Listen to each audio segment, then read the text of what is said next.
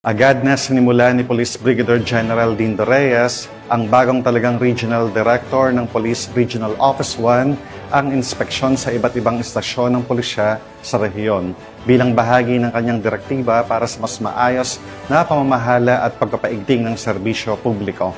Police Corporal J.R. Delmendo sa report.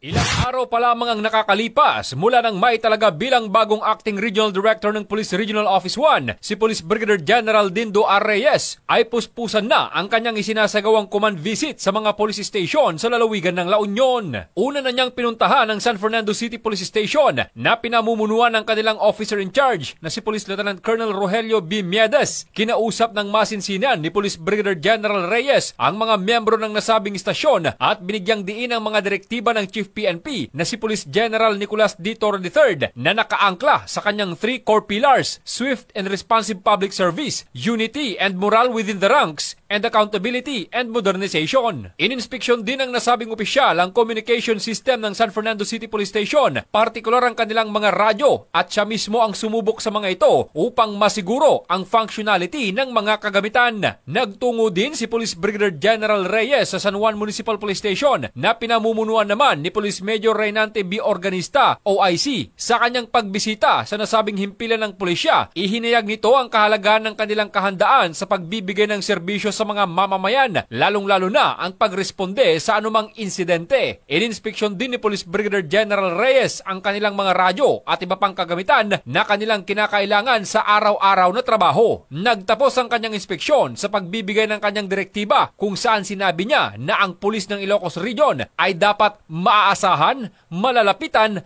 at mapagkakatiwalaan. Mula dito sa Ilocos Region, ito ang inyong PNN Correspondent, Police Corporal J.R. Delmendo, alagad ng batas, taga-taguyod ng Balitang Pulis.